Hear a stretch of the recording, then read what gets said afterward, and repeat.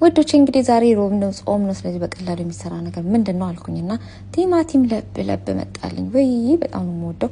ቲማቲም ለብ አርጋችሁ ብሎ እንግዲህ የምር ቲማቲምና ሽንኩርት መቼም ከየቤቱ አይጠፋም ስለዚህ ሰራ አርጉና ብልት አድርጉ እዚህ ጋር ደግሞ ስከትፍ አንገቴ በጣም ያሳቀኝ ቪዲዮን ሳየው ለምን ነው አንገቴን ሰበር ያደረኩት እንዴ ሽንኩርቱን በትትና እንደምከትፈው እያልኩ እና በጣም ያሳቀኝ እናንተ ስትከትፉ እንዴት ነው የምትቆማችሁ የምትከትፉት የሆነት አላሰብኩትም ነበር ራሴን ሳየው በጣም ያዝናናኝ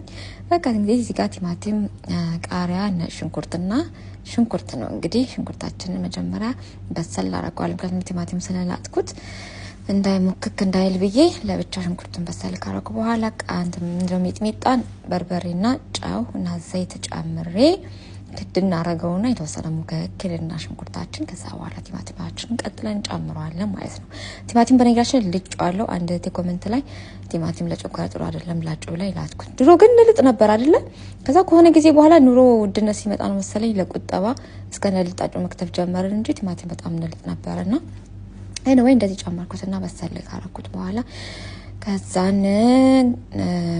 እንግዲህ አይታችኋና ሽንኩርት ጨመርና ሽንኩርት በኋላ ላይ ነው የሚጨምረው ብዙ ጊዜ ከፍንጣሙ በጣም ወደዋለሁ ማለት ነው ከዛ ቃሪያችን ከጨመርን በኋላ ብዙ አናበስለው ምክንያቱም ቃሪያ ብዙ መብሰል ስለሌለበት ማለት ነው ከዛ እንግዲህ ዝግጁ ሆነ ለመበላት